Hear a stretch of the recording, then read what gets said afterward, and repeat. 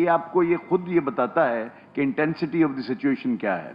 हमने कभी इस तरह की कॉन्फ्रेंस पहले नहीं की कि राउंड टेबल कॉन्फ्रेंस हमको करनी पड़ी कि जो है हम आज इस पोजीशन में आ गए हैं कि हम जो है ना, ये हमें समझ नहीं आता कि अगर इंडस्ट्रियलिस्ट है तो वो ये पूछता है मैं इंडस्ट्री चलाऊं या नहीं चलाऊं, ट्रेडर है तो वो ये पूछता है कि मैंने तो माल लिया हुआ था $180 का समझ के 90 दिन बाद वो 220 का हो गया है, तो मैं अपना माल बेचूं कि नहीं बेचूं, या दूसरा माल बुक करूं या नहीं करूं। यानी एक तरह से एक स्टैग्नेंट पोजीशन आ गई है।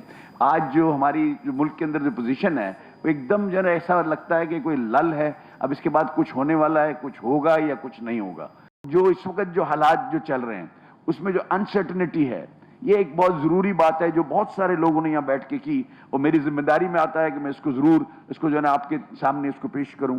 वो ये है कि जी पॉलिटिकल इंस्टेबिलिटी जो है इसने ये डॉलर को यहाँ पहुंचाया है, इसने रुपी डॉलर पैरिटी को इतना जो है ना एम्पर किया और इतना नीचे आया है। वरना जो पैरामीटर्स हैं हमारी इकोनॉमी के वो इतने बुरे नहीं हैं। अगर यूक्रेन की वॉर को आप निकाल दें तो वी आर गुड। हमने 31-33 बिलियन डॉलर का एक्सपोर्ट किया है, 30 बिलियन के हमारे पास रेमिटेंसेज आए।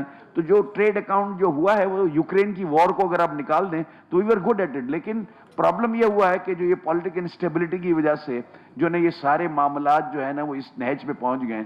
हमारी गुजारिश है अरबाब इख्तियार से कि आप अपने जो पॉलिटिकल मामलात हैं उसको आप तिजारती मामलात से, सनती मामलात से और जो इंडस्ट्री के मामलात से और इकोनॉमी के मामलात से अलग कर लें। यानी अगर इसको अगर अब एक लफ्ज में कहूं तो मैं अपील करता हूं, चाहे ओपोजिशन में पार्टियां हैं उनको भी या जो गवर्नमेंट में पार्टियां हैं उनको, please for God sake segregate business and economy, business and politics. जब तक आप ये नहीं करेंगे हमारे लिए जो नहीं मसाइल रोजाना की बुनियाद पर खड़े होते रहेंगे। जो हमने फिक्स टैक्स की बात की थी सेशन, वो पीओएस मशीन का जो मसला चल रहा था उसके हवाले से, और उस पर भी बात हुई थी बैठ के कोई क्राइटेरिया तय करेंगे। इस तरह नहीं कि जैसे उन्होंने लगा दिया 3000 और 6000, ऐसी कोई बात नहीं हुई थी। फिर उसके बाद ना उन्होंने कोई बात की और इसको नाफिजुल अमल कर दिया। तो उस सिलसिले में ऑलरेडी हमारे स्टेटमेंट भी आ चुके हैं, हमने ख़त भी जारी कर दिए हैं ऑलरेडी, और उनसे बातचीत भी चल रही है। और पूरे पाकिस्तान से जो कमर्शियल बिल हैं वो भी हमने मंगवा लिए हैं कि किसी ने भी जो है लागू नहीं किया, और के इलेक्ट्रिक ने कर लिया। और जुबैर मोतीवाला साहब ने भी आपको बताया कि सीएफओ जो गाजियानी साहब हैं उनसे कई बार बात हुई, फिर चीफ कमिश्नर से बात हुई, तो उस सिलसिले में काम जारी और सारी है। हम वन एजेंडे पे ये बात करें स्टेट बैंक से और गवर्नमेंट से, उनको कहलवाएं कि फॉर द टाइम बीइंग 1-2 हफ्ते के लिए, क्योंकि स्पेकुलेशन बहुत ज़्यादा होती है और दुनिया में किसी भी मार्केट में जब स्पेकुलेशन होती है तो रेगुलेटर की जिम्मेदारी बनती है कि उसको रोकने के लिए कुछ इकदाम लिए जाएं। इस वक्त सिर्फ और सिर्फ इशू करेंसी का है, और करेंसी के इशू को रेगुलेट सेंट्रल बैंक भी करता है और फाइनेंस मिनिस्ट्री की भी जिम्मेदारी है।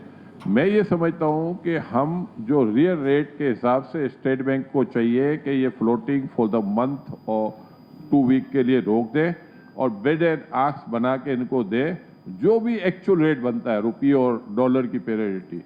तो ये मैं समझता हूँ अगर 15 दिन हम इसको रोक लेंगे ना तो ये मामला सारे सेटल हो जाएंगे। अदरवाइज हम ये जितनी बातें भी करेंगे इससे कोई फ़ायदा नहीं होगा। सिर्फ ये सिंगल एजेंडे पे आप बात कर लें, और अगर ये बात स्टेट बैंक मैं समझता हूँ मान लेगी, कोई हम नाजायज़ बात नहीं कर रहे और जायज़ बात कर रहे हैं, और ये बात अगर ये मान जाते हैं ना तो ये मामला कुछ बेहतर हो जाएंगे। हमें भी टाइम मिल जाएगा, गवर्नमेंट को भी टाइम मिल जाएगा, सेंट्रल बैंक को भी टाइम मिल जाएगा, और आईएमएफ का पैसा वैसे ही आपको मिलने वाला है।